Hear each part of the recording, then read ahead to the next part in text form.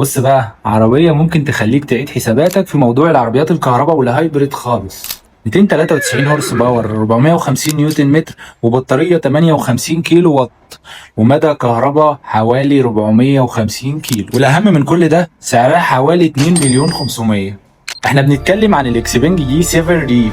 بص، قبل اي حاجة تعال اما اقول لك يعني ايه ريف. ببساطة كده، العربية بتشتغل كهرباء وعندها موتور دوره الاساسي انه يولد كهرباء للبطاريه. يعني انت في استخدامك العادي بتستفيد من السواقه بالكهرباء، وفي نفس الوقت مش مربوط بالشحن طول الوقت. الكلام هنا ان المدى الاجمالي للعربيه بيوصل لحوالي 1700 كيلو.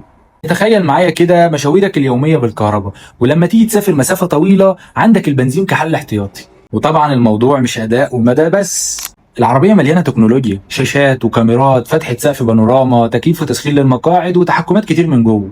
يعني اكسبنج بتقول للسوق انا مش جاي بس انافسك في الموتور، انا جاي انافسك في التكنولوجيا والرفاهيه والاداء وكل حاجه.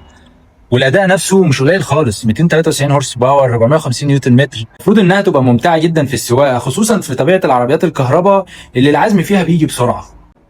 كمان التصميم شكله عصري جدا، والعربيه من النوع اللي اول ما تشوفها كده هتحس انها جايه من فئه اعلى من سعرها. طيب كل ده بكام؟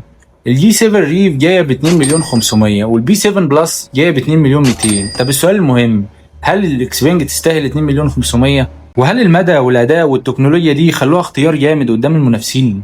اولا مش عايزين نتخدع بالارقام، خلينا نشوف على الطبيعه وتجربه العملاء العربيه تستاهل كل الكلام ده ولا لا. ولو انت اول مره تشوفني تابعني بقى عشان تشوف كل فيديوهاتي في عالم السيارات وقطع الغيار، واشوفكم في فيديو جديد.